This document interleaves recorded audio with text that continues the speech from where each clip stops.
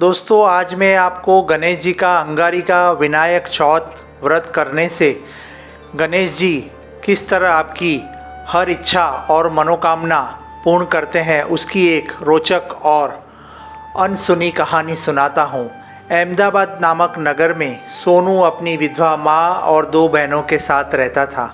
कुछ ही वर्ष पहले सोनू के पिताजी का, जो एक सरकारी मुलाजिम थे, उनका देहांत हो चुका था और उनके पेंशन से सोनू का घर चलता था। घर में बड़े होने के वजह से पूरे घर की जिम्मेदारी सोनू पर थी। सोनू ने अपनी पढ़ाई लिखाई ख़त्म कर वो रोज़ सुबह किसी न किसी कंपनी में, किसी न किसी ऑफिस में इंटरव्यू के लिए जाता था, क्योंकि उसका घर का गुजारा पेंशन से बहुत मुश्किल से होता था। सोनू एक सरल स्वभाव का और भोला इंसान था, जो भगवान गणेश जी की बहुत ही अंतर्मन से और सच्चे दिल से पूजा करता था। फिर भी उसे कहीं भी नौकरी में सफलता नहीं मिलती। एक दिन नौकरी की तलाश में वो एक ऑफ़िस में गया और वहाँ से भी उसे जवाब मिला कि तुम्हें नौकरी नहीं मिल सकती। वो सोचता सोचता जिस मंदिर में वो नित्य सुबह जाता था, उसकी सीढ़ियों पर बैठा था और चिंता और दुख में मन ही मन सोच रहा था कि गणेश जी की इतनी पूजा करने के बावजूद मुझे कहीं भी नौकरी नहीं मिल रही और गणेश जी अपनी प्रसन्नता और मेहरबानी मुझ पर नहीं कर रहे। तभी उसने देखा कि एक साधु उसके पास आया और उसने कहा, बच्चा, तुम बहुत दुखी हो, तुम्हारी क्या व्यथा है? तब सोनू ने कहा कि मुझे कहीं भी नौकरी नहीं मिल रही। तब साधु ने कहा, तुम गणेश जी की अंगारिका विनायक चौथ का व्रत करो, गणेश जी की विधि विधान से पूजा करो। तब सोनू ने कहा, ये व्रत कब करना चाहिए और कैसे करना चाहिए? तब साधु ने कहा, ये व्रत हर माह की अमास के बाद आता है। उस दिन अच्छे कपड़े और नहा धोकर सुबह में गणेश जी के लड्डू का भोग लगाओ, दुर्वाओं से उनका अभिषेक कीजिए और मंदिर जाकर मंदिर में गणेश जी का दर्शन करो और लौटते वक्त किसी गरीब को किसी अन्न का भोजन कराओ।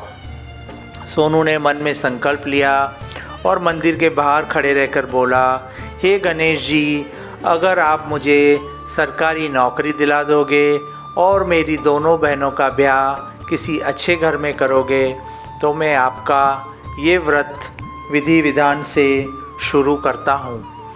कुछ ही दिनों बाद अंगारिका चौथ आई और उसने गणेश जी का विधि विधान से पूजा की, गणेश जी को लड्डू का भोग लगाया, दुर्वा चढ़ाए और इस तरह दिन बीतने लगे।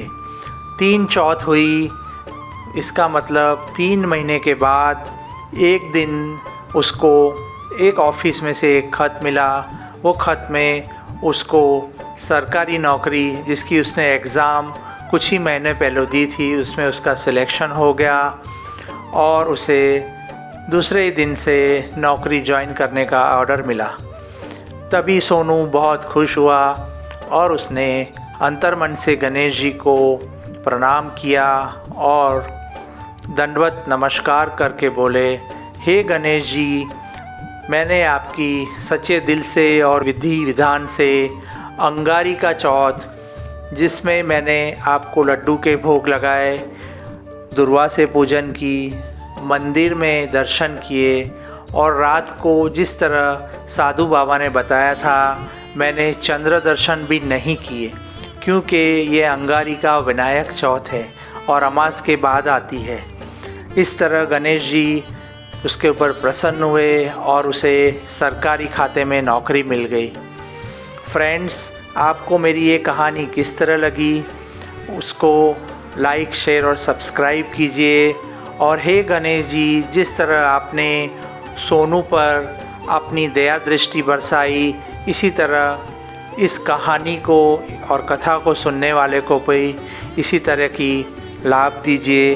उनकी हर मनोकामना पूर्ण हो, ऐसा उन्हें वरदान दीजिए। नमस्कार।